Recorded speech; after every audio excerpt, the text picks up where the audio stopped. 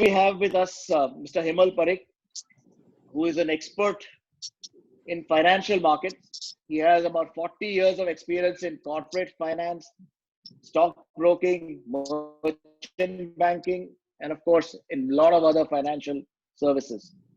He's giving services to the corporates, startups, in raising funds and also driving innovation. I have known him for many, many years. He is an alumni member of HL College of Commerce and an alumnus of IIMA.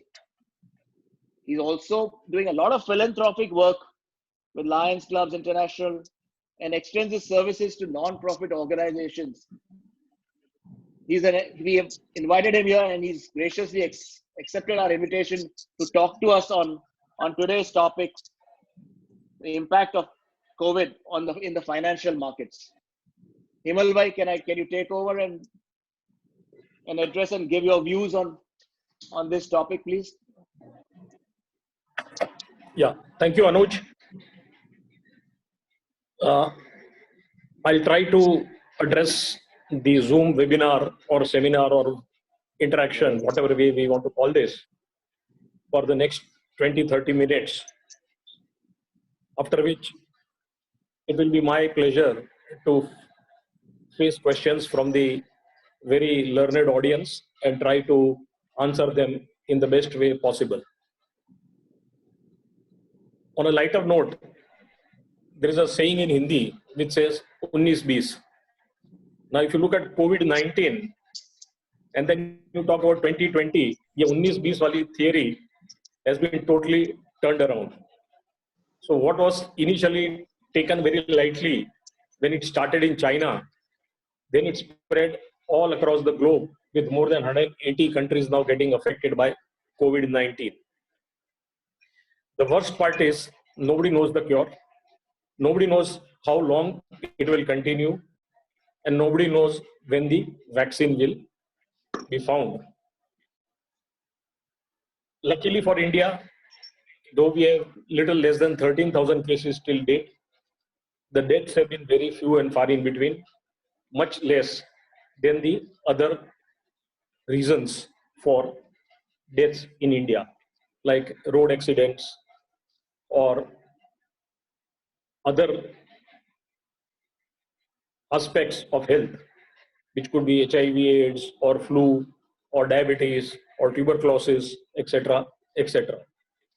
However, the major issue of COVID-19 is the spread, and nobody knows who will inflict you the COVID problems and when it will get inflicted, and you will only realize it after many, many days.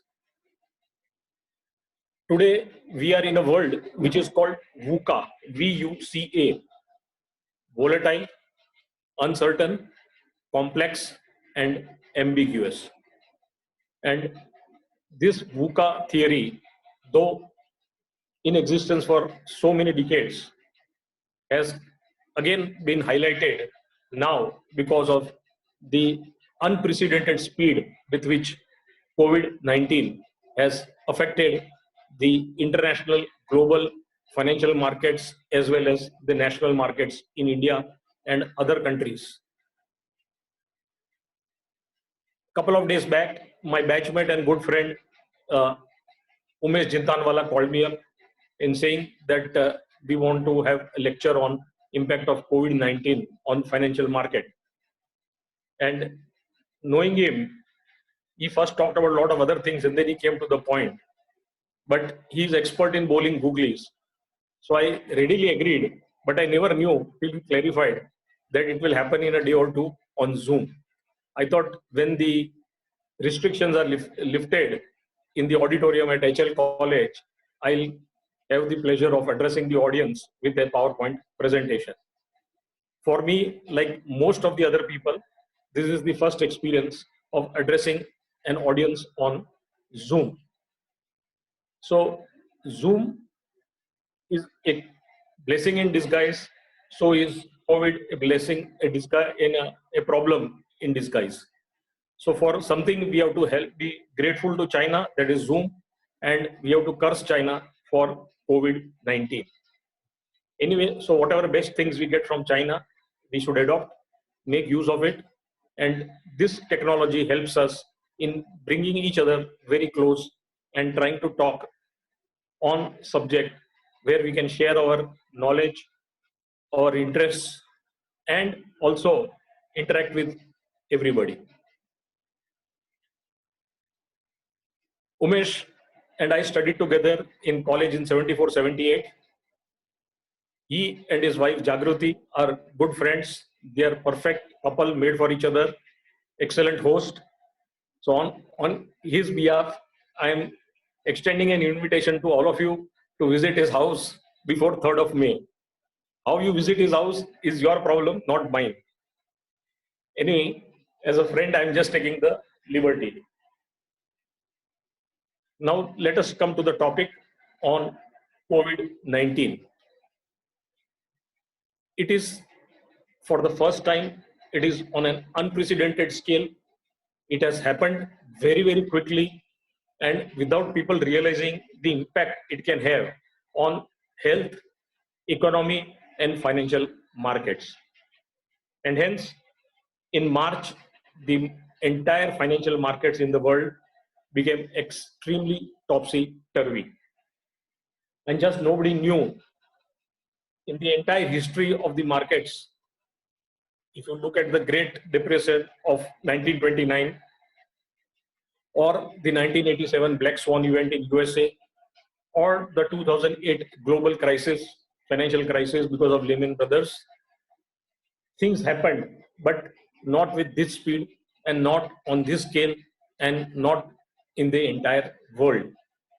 So COVID-19 was, apart from being a health challenge, was also a financial challenge, and the question was life versus livelihood.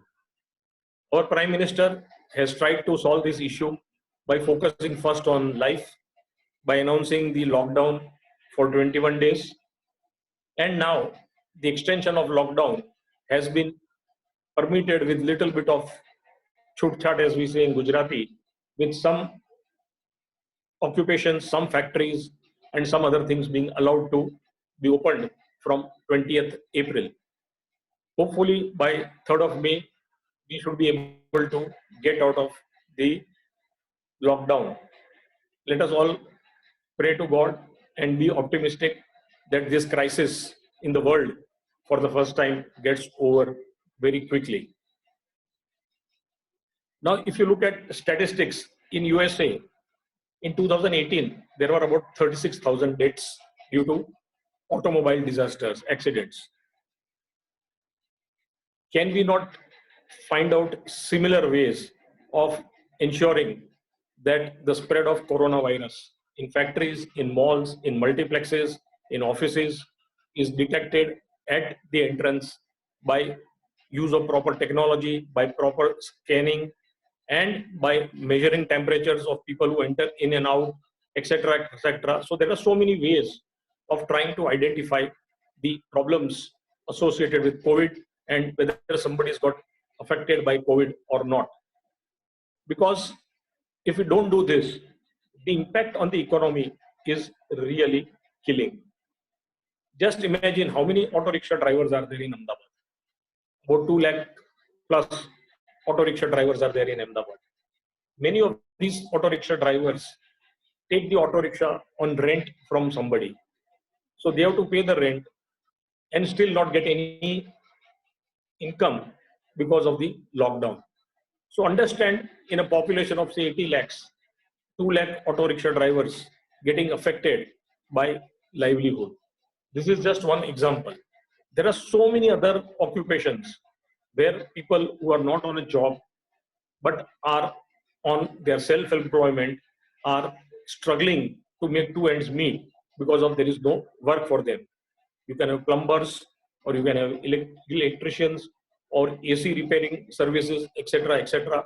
These are the people who earn their livelihood by doing a lot of things for the community and making an earning. But unfortunately, for the last 20-25 days, they have been stuck up in this coronavirus lockdown. Now let us look at some parts of the financial markets. The financial markets, let us start with the Forex market. Reserve Bank of India controls the Forex market in India in a more or less orderly manner, so that people who want foreign exchange and people who want to bring in foreign exchange because of exports and those who want for imports, etc., easily they can get the foreign exchange. About 15 days back, they curtailed the timing of the foreign exchange and the debt market from 9 to 5 to 10 to 2. So roughly 50% timing was made for the Forex market. This major reason was to curtail volatility. However, in spite of these steps taken by RBI, our rupee has depreciated by about 7% ever since this lockdown started. And in Asia, we are the third country whose currency has depreciated maximum after Thailand and some other countries. So you can imagine the impact it can have for importers who have unhedged positions, or exporters who had hedged their positions thinking that rupee will not go beyond 72.5 or 73. And now it is 76.5, 77, nearing 77. Again, some of the contracts which they would have entered for long term with their customers in various countries also will be up for review, because it may not be possible for these countries to take the contractual obligations with the Indian exporter, or for the Indian exporter to fulfill the contractual obligations because of the lockdown. The brighter side of the entire process for the Forex market is Reserve Bank of India has got about $475 to $480 billion of Forex reserves. So it is estimated that 1 rupee increase in the rupee vis-a-vis dollar means there is a mark-to-market gain of about 45,000 to 50,000 crores for Reserve Bank of India. So if you look at the revaluation of the foreign exchange reserves in the last 15-20 days, Reserve Bank of India would have got it revalued by about 3 lakh crores or 4 lakh crores. However, the flip side is the foreign participants, foreign portfolio investors have been selling their obligations in government securities and corporate bonds, lock, stock and barrel. And in the last about 13-14 days, they have withdrawn about $8 billion, and that is putting a pressure on the rupee. Along with this, the foreign FPIs or FIIs have withdrawn about 75 to 80,000 crores from the equity market. Now, when this withdrawal takes place in a small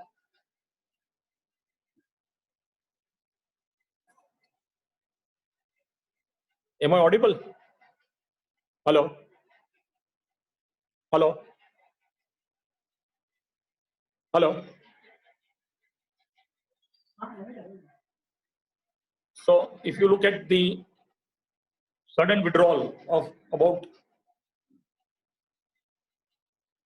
$18-20 billion from the country in a very short duration of 15-20 days, obviously it puts a pressure on the rupee, and that's why the rupee has depreciated from about 72, 72.5 to about 76.80 to 76.85, today being the lowest level of the rupee vis-a-vis the dollar.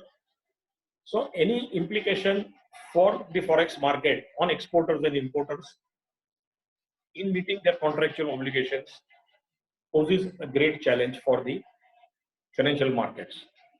Now let us look at the debt market. Again, the debt market timings have been curtailed. However, Reserve Bank of India has done an excellent job by announcing a lot of packages in the last week of March. They have provided adequate liquidity in the system to banks so that the smooth working of banks is never at risk. So they have conducted repo auctions. They have come out with a new concept called TLTRO, term lending, which is for 15 days to a longer duration. And up to tomorrow, that auction value will be about 1 lakh crores.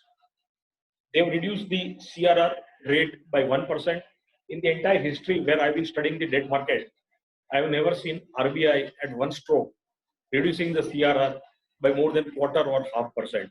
Doing 1% at a stroke in March means a lot of liquidity is released with the banks so that they can do online on lending to their customers without having to maintain that additional cash reserve ratios on their net demand and time liabilities. So repo auctions, TLTRO, and reduction in the repo and reverse repo rate, thereby forcing the banks to on lend to the customers. However, in spite of all this, reduction in the repo rate by 75 basis points and the reverse repo by 90 basis points, the government security yield for a 10-year paper, which had gone to 10 or near below to 6 or below 6, has now shot up to 6.45 for various reasons. So the transmission of the cost of borrowing by RBI to the banks and onwards to the customers has not taken place. However, many banks have reduced their MTLR or MCLR as they call it, or even the housing loans, etc. But because of the disruption in the economy, it is not very easy for the banks to get more and more people borrowing from them. Along with them, RBI has permitted a moratorium of 3 months. Now, the problem is after 3 months, what? Because if a person who has got a housing loan or education loan or a vehicle loan or a personal loan does not have to pay installments for 3 months, but has to pay interest on that, at the end of 3 months, this will also start increasing the burden for him. So this is going to pose a challenge for the borrowers because there is no income which is happening for the last 15, 20, 25 days. And in the foreseeable future, for another 15, 20, 25 days, also for majority of the people, there is not going to be any earning capability. So how the borrowers are going to meet this is going to be a new question unless the RBI increases this moratorium from 90 days to 180 days as suggested by Mr. Deepak Parekh, chairman of HDFC, and allowing the banks to restructure the loans. Otherwise, there will be a huge problem of non-performing assets for the year ending March 2021. And that is going to hurt the balance sheets of the banks and their capability to do online on lending of their funds to good borrowers. So this is as far as the forex market is concerned. As far as the debt market is concerned, Reserve Bank of India has made a very categorical statement that they will use all conventional and non-conventional instruments available, and whatever is required to have a smooth liquidity system in the system would be taken care of by RBI. So we can feel totally assured that RBI will do whatever is possible to ensure that the wheels of economy are smooth and well oiled and people are able to do business. The problem will arise when the lockdown is lifted.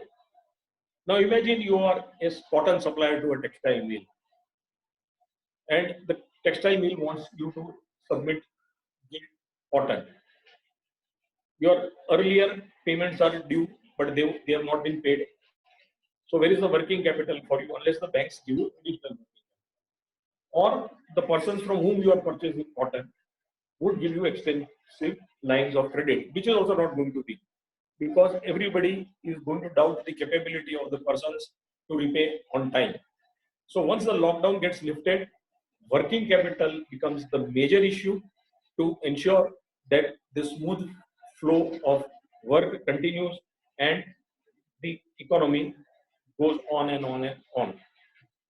Various estimates have been made out by different agencies, including IMF, World Bank, Asian Development Bank, ICRA, etc., on what could be the impact on the economy because of this COVID-19.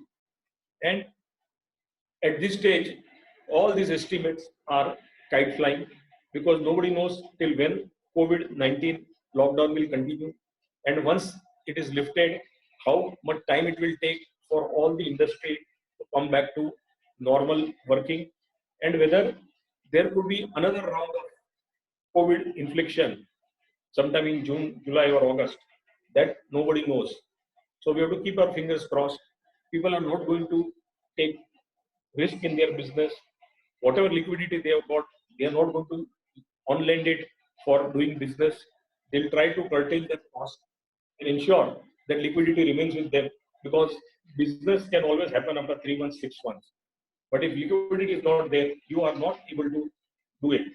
Now, the impact on the GDP has been estimated from 2% for the year 2021 to minus 2% for India. IMF has said that the global GDP growth, there will be a contraction of at least 3%. And only two countries will have a positive GDP growth, that is China and India. For India, it is 1.8%, and China, it is 1%. But we all know that in the past, all these rating agencies are conservative. They will never come out with startling assessments, because they themselves don't know what can happen and how long it will continue to happen. So the problem with the debt market, working capital management, and the impact of the GDP growth will all be felt when the first quarter GDP for the year 2021 figures are out, where people feel anywhere from minus 8% to minus 12% could be the GDP contraction in India. Now, these are all estimates. Nobody knows how much it will happen.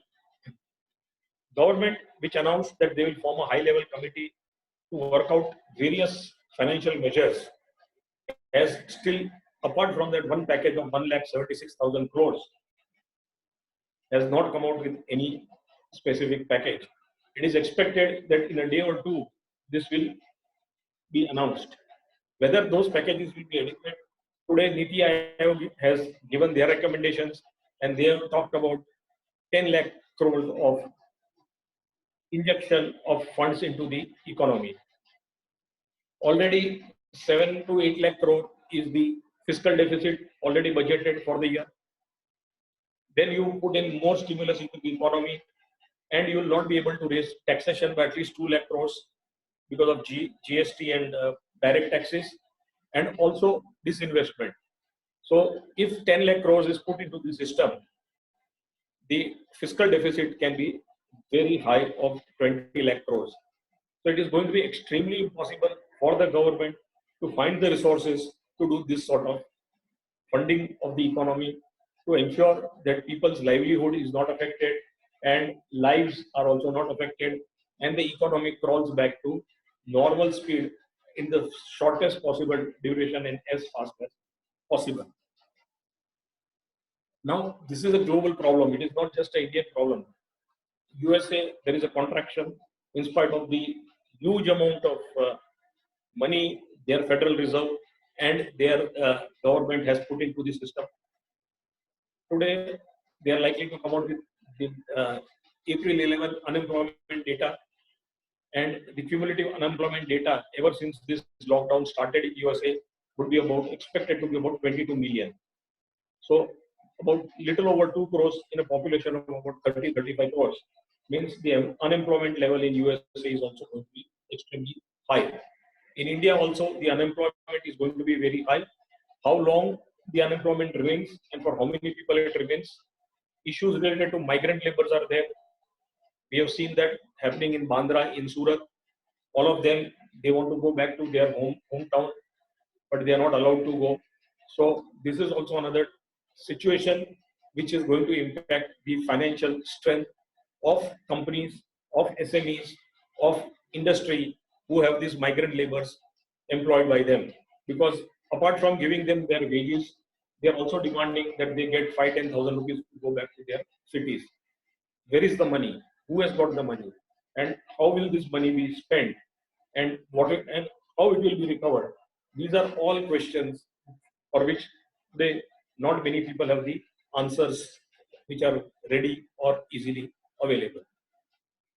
Now, let us move to the mutual fund scenario. The mutual fund which had a asset under management in the different schemes of 27 lakh crores end of February, lost about 5 lakh crores asset under management, A because of redemption and B because of loss of the NAV. So today, as of 31st March, the values of AUM of mutual fund is about 22 lakh crores. Now, if they lose another 2 or 3 lakhs crores in the next 1 or 2 months or 3 months, because all those who had part liquid funds are going to withdraw that money because that surplus money may not remain with them for long. So, and if the markets, the equity markets, if they tank further, that is going to have an impact on the AUM of the mutual funds.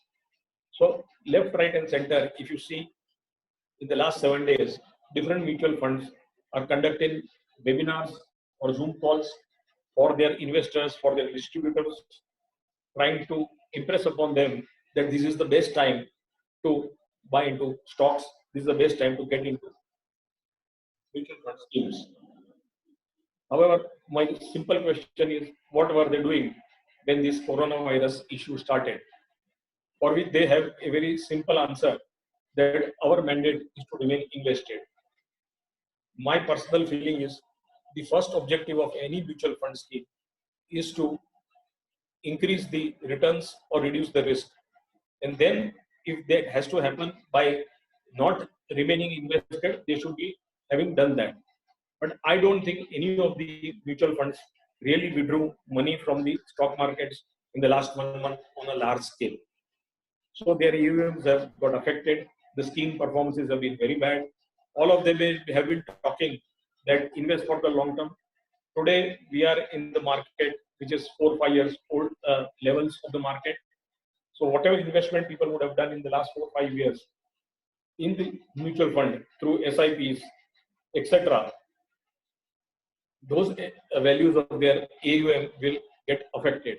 And when the statements for 31st March come to these people, they will realize the impact, because not all of them are very active investors. So when they get the AUM data for 31st March and then they see that compared to the previous quarter or previous month, the deterioration in the value has been very, very large. So it's a catch-22 situation for the mutual fund. Fresh money may not come at the aggressive rate at which it was coming in the last 1 year or 2 years.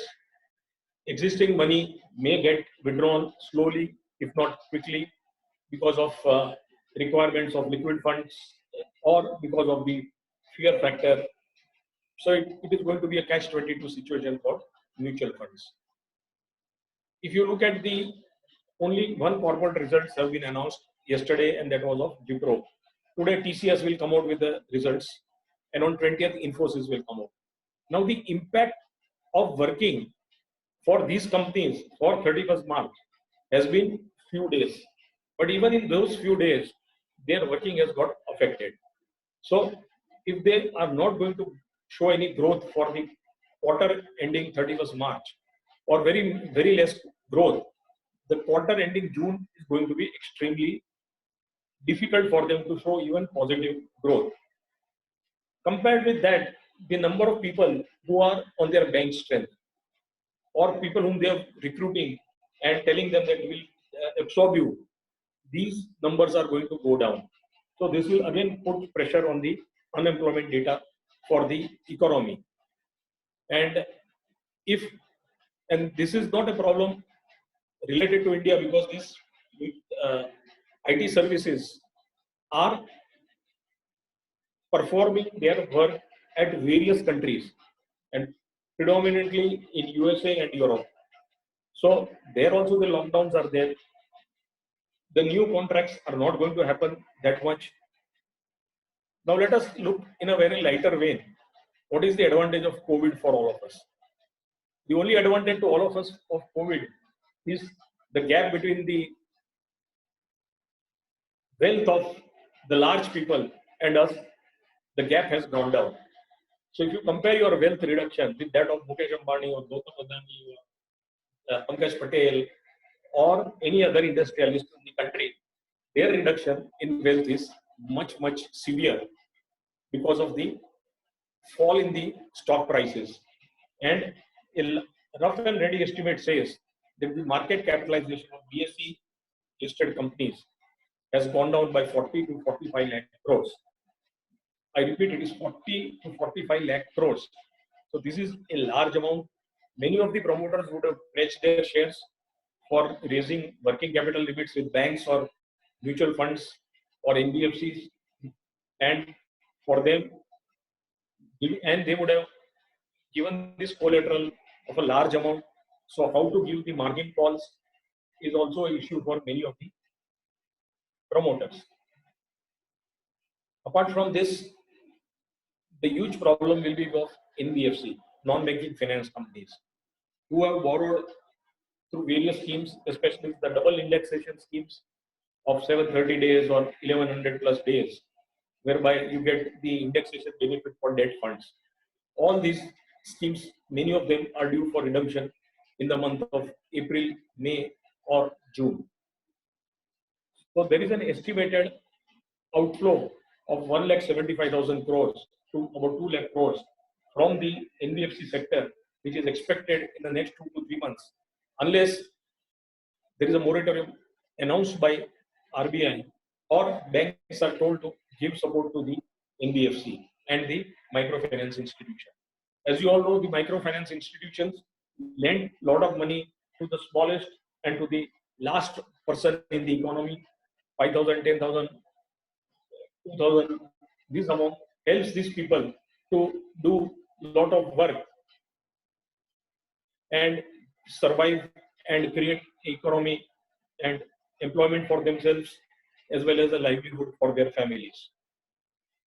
So the next 2 or 3 months are going to be extremely challenging. Now nobody knows what can be the impact of the coronavirus on the financial markets in terms of growth, in terms of unemployment, in terms of redemption pressures, in terms of moratorium, and the impact which it can have on the balance sheets of banks as well as the balance sheets of companies. A good development happened today was IOC has reduced the rate on the gasoline by 17% for air fuel. But unfortunately, none of us can fly till 3rd May. So how that is going to help anybody is a moot question. So these are all synthetic decisions which are taken, which may give you some good cheering value, but ultimately it is never going to help any one of us. Along with this, RBI and the government has reduced the rates on small savings schemes, whether it is PPF or senior citizen schemes or all the other government schemes, by at least 0.5% onwards. So the saving ability also is getting reduced because of coronavirus income not being there, and the second income which you are getting because of your investments in small saving schemes also is going to take a hit. So would be the interest income on deposits with banks. So these are unprecedented times. These are times which nobody has seen earlier. Nobody has thought such things would happen, and nobody was prepared for it. Fortunately, a lot of minds are now working on it, trying to work out solutions. And the only thing, like everything, time will come and good things will happen over a period of time.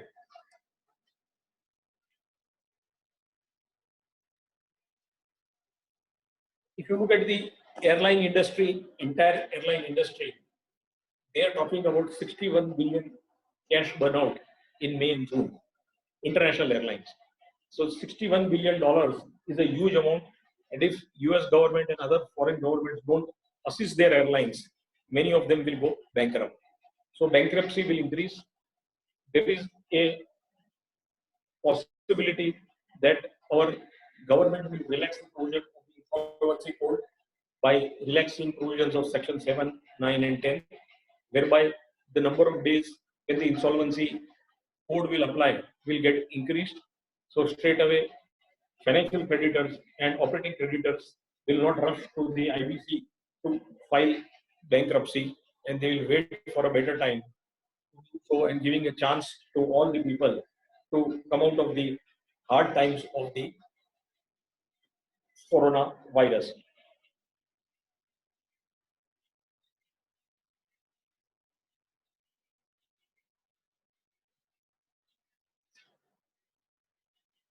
If you look at the consumption data, that is also going down.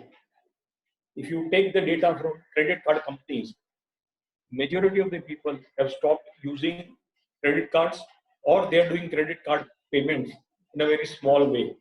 So whatever were their earlier credit card dues, they are trying to make payment of that with the moratorium given to them and not using the fresh credit card.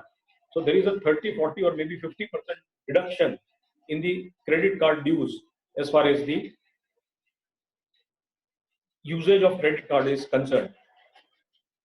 How many of you have eaten choda fadi or fafda or vanilla gatia in the last 20, 21 days? Almost nobody. Almost nobody. Or unless you are one of the few lucky ones. So this is just to illustrate that the consumption is going down in the economy. The GDP will come only by way of government spending, and government unfortunately will have at least 1.5 lakh crore shortfall in GST in the month of April and May. And by June, another 50,000 crores because of direct taxes, advance tax, etc., or the refunds we have to give. So where the government is going to find the resources is going to be a huge challenge for the government. And the only people whom they will look forward to in these trying times will be Reserve Bank of India, World Bank, and IMF. And finally, they will look to monetizing the deficit by printing notes. But that would be the last resort. So, to summarize, Corona-19 has had a great impact on the financial markets, not only in India, but everywhere in the world. And as days go by, the problems are going to become more and more difficult even when the Corona lockout is lifted. Because there is a startup time, your car is stopped, and then to go to the fourth gear, it takes time. Similarly, the second round impact or the second derivatives impact of coronavirus on the economy will be felt in May, June, and July. So we are here in challenging times. Only thing, it will pass and things will improve. Maybe 3 months from now, 6 months from now, or maybe 9 months from now. So with this remarks, I would leave the floor open for any questions people have, because I think this session will be only for 55 to 60 minutes. So I don't think there are too much time left for the questions, but I'll be pleased to address the questions to the best of my ability. Once again, let me thank the organizers of HL College Alumni Association, especially Umesh, Rajesh, Bhavesh, and Anuj Mehta for giving me this opportunity. I also like to place on record the great work done by Principal Pathak, Principal M.T. Patel, Mrs. Trivedi, as well as the founder president Hemant Shah and Mr. Sheth and Shravan Godiawala and other past presidents who have brought this to become one of the most active alumni association perhaps in the country, if I'm not wrong. So thank you, HL Alumni Association, for giving me this chance. Sir chat box માં એક question છે.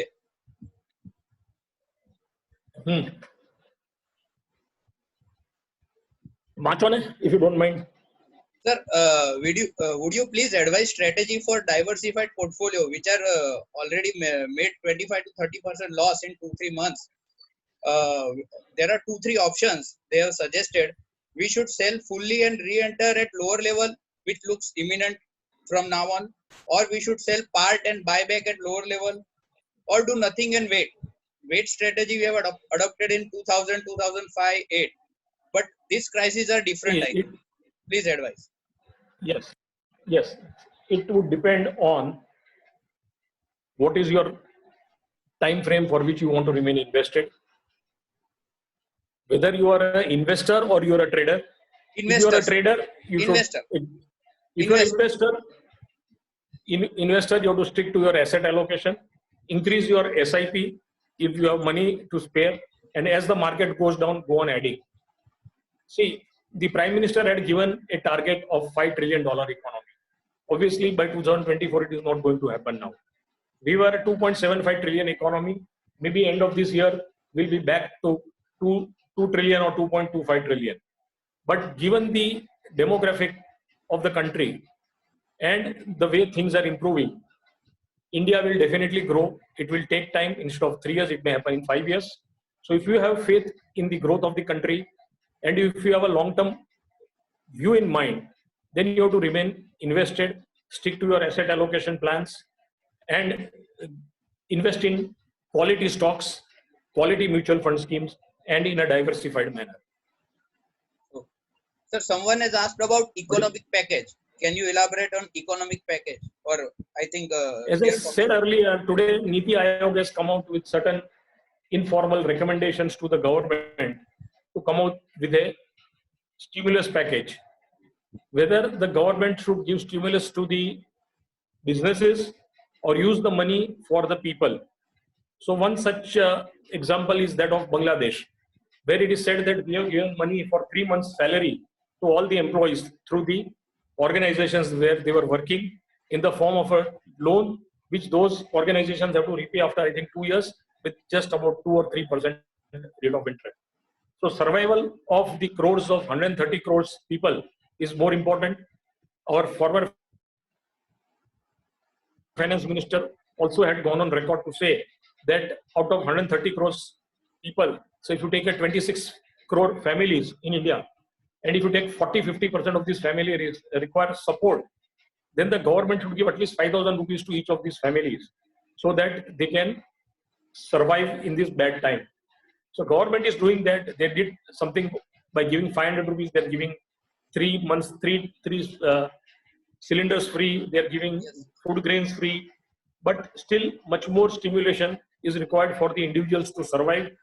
Food for all is the first priority. After that, employment, and then obviously the economy will grow as time passes by.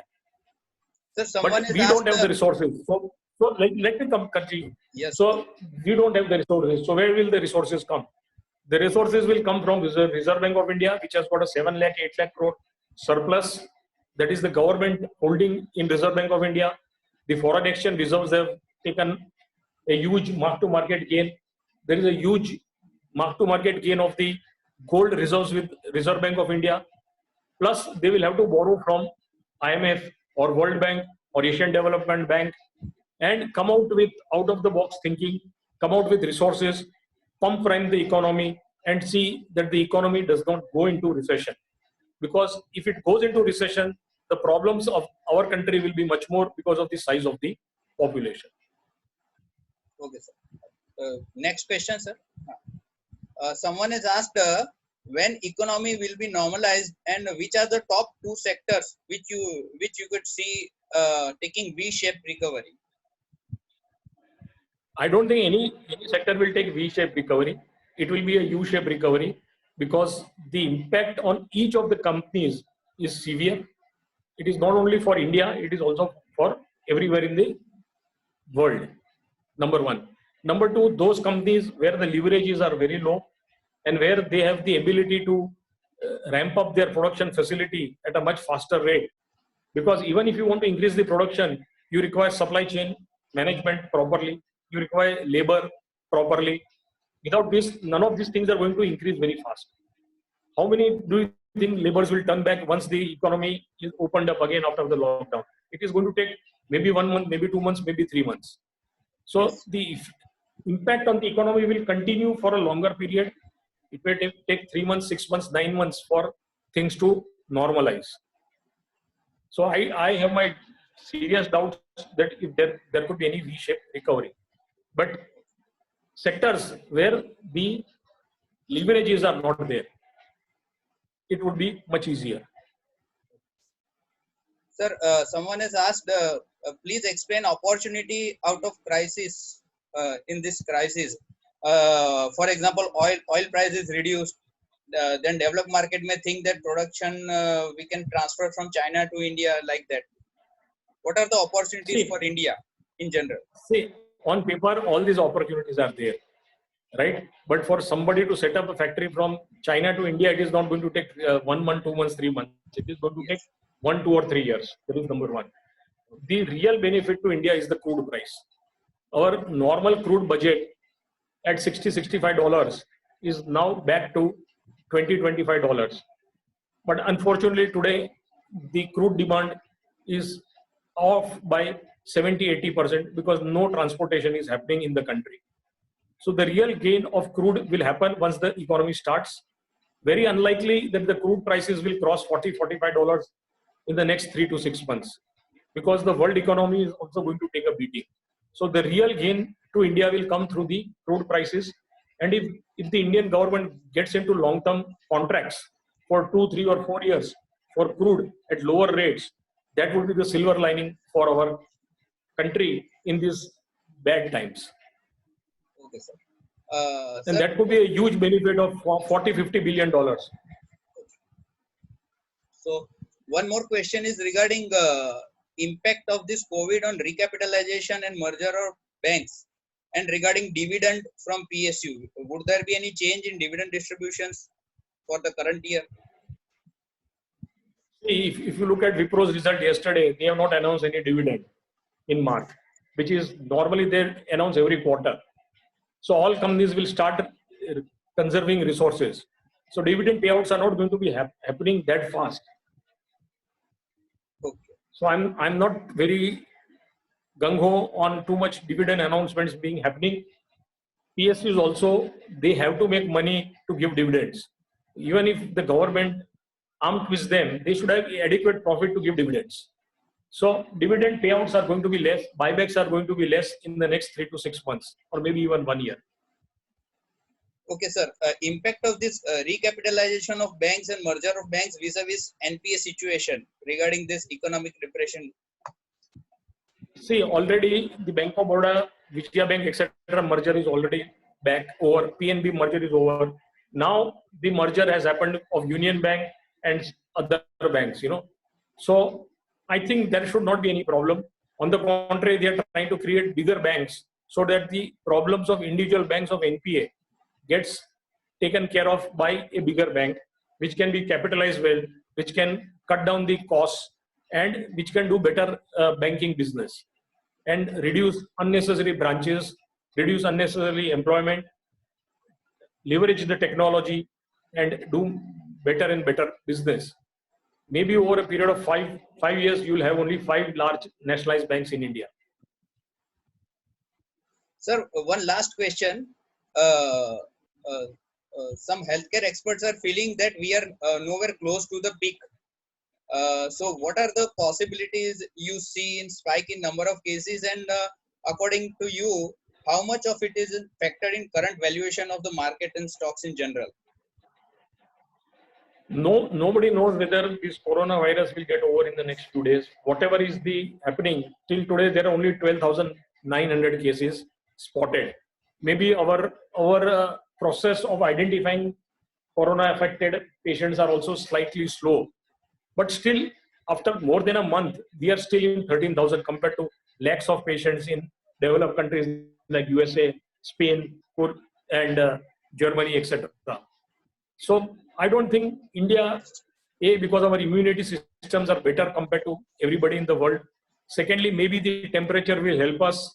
And thirdly, if we follow the 7 rules enunciated by our Prime Minister Saptapadi of washing our hands, using the new app, which has now already got 5 crores download, this one, Arogya app, Yes. wearing masks, maintaining social distancing, all that will help in creating slower impact of the coronavirus on the economy. Sir, one more last question. Someone has asked, there is conspiracy theory that do you think this corona is plantation of China to impact world financial stability and world financial markets? There is conspiracy theory going on. It's very difficult to comment on such things. Yes. Right? Yes. Because there is no proof whether there was a conspiracy or not. Yes. And why countries like India is affected less, why countries like USA or Germany or other developing countries have got affected more. I mean, these are all conspiracy theories. They remain theory. There is no proof. There is no way to find out whether how far they are true. And ultimately, see, if the world economy slows, China also is going to get affected because a large part of its trading turnover is exports to various countries and imports from various countries. So even their growth rate will be just around 1% in GDP. So I don't think China would get really benefited. Okay. Sir, somebody was asking regarding measures to pump in liquidity and lending into market through RBI interventions. Do you think startups will get a boost? Someone is asking regarding this RBI's pumping in liquidity and lending market. Vis-a-vis, startup will get a boost after lockdown, or should our startup plan should be postponed till volatility settles down? See, startups are generally equity funded. Generally, they don't take debt. You know, that is the normal system with startup till they reach a certain level, and then only for growth they borrow money. So I'm not sure whether any startup is going to get benefited because nobody is going to give debt to them in the initial phase. But if you have some very good thoughts, some very good projects, something which can take care of coronavirus or anything related to the equipments, PPE, etc., then startups have got a good opportunity to capitalize on them. Okay. So I think we can conclude here, sir. Just a moment, sir. Good evening, friends. On behalf of HL College Alumni Association, I propose a hearty vote of thanks to our learned faculty for today's webinar, Shri Hemal Parikh sir, for sharing his views and wisdom on effects of COVID-19 on financial markets and capital market in particular. I hope all of us got a good insight and clarity on the subject. Sir is also, as you all know, alumnus of HLCC, and I would like to specially thank Mr. Umesh Jintanwala for getting his valuable time for this webinar on a very short notice, sir. Sir, thank you very much. Sir, I would also like to thank our whole governing council team and members for making our first seminar a huge success, as we only decided to have such series of webinars on different topics in our informal GC, sir. That was on Tuesday, 14th April in the evening. And on the same day, we received your consent and consent from another speaker, sir, Bharucha sir. So we have two webinars lined up. One is already there. Sir, there is a message for everyone, all alumni members. Please do not forget to join webinar on Sunday 5 p.m. by Professor Bharucha sir on releasing fear in the current situation. Sir, that's also a very good topic. Bharucha sir is a senior therapist and healer at HHFI Holistic Doctor. So our next webinar is on Sunday 5 to 5:30 p.m. So thank you very much, sir. Thank you, everyone. We can conclude. Thank you. Thank you, sir. Thank you. Thank you very much. Thank you.